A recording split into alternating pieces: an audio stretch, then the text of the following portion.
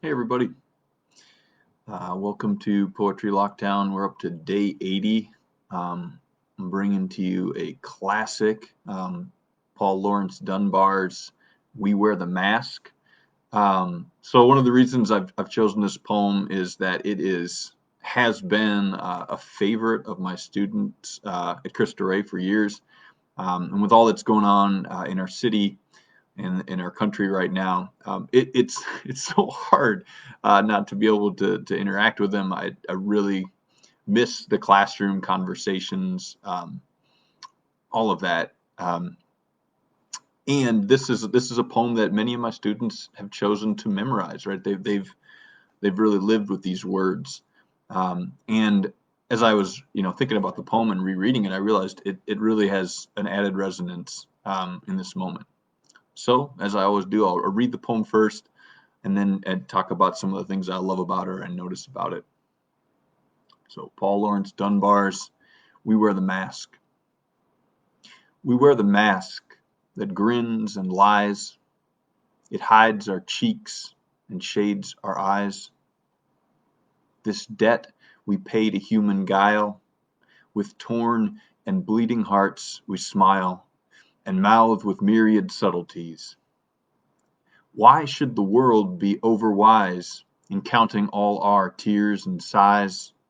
Nay, let them only see us while we wear the mask. We smile, but O great Christ, our cries to thee from tortured souls arise. We sing, but oh, the clay is vile beneath our feet, and long the mile. But let the world dream otherwise. We wear the mask.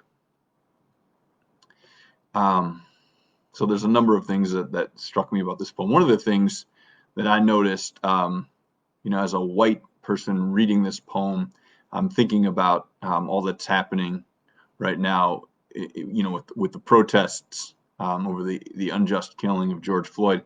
I think the mask is off, for many African Americans, and for some white people, that's threatening and scary, because there's honest and appropriate anger being expressed, when before many times it has not always been expressed because it's not safe to do so as an African American. And so I note that in this poem.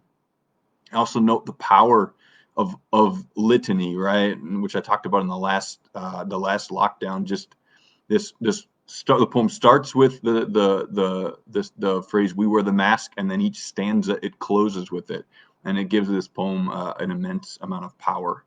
So those are the things I noticed about this poem. I think it's incredibly powerful and incredibly resonant in this moment.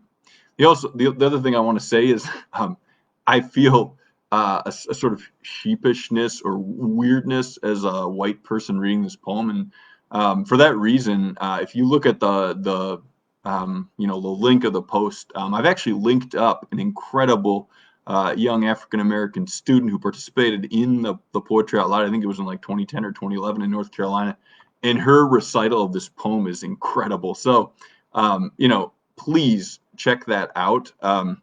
I wish I had a recording of some of my students at Cristo Rey reading. I don't. And also I couldn't really share that on social media anyways. But please do check that out. But thank you for listening. I'll read this one more time. We Wear the Mask by Paul Laurence Dunbar. We wear the mask that grins and lies. It hides our cheeks and shades our eyes. This debt we pay to human guile. With torn and bleeding hearts we smile and mouth with myriad subtleties. Why should the world be overwise in counting all our tears and sighs? Nay, let them only see us while we wear the mask. We smile, but O great Christ, our cries to thee from tortured souls arise. We sing, but oh, the clay is vile beneath our feet, and long the mile. But let the world dream otherwise. We wear the mask. Thank you, Paul Laurence Dunbar, for this powerful poem. Thank you all for listening.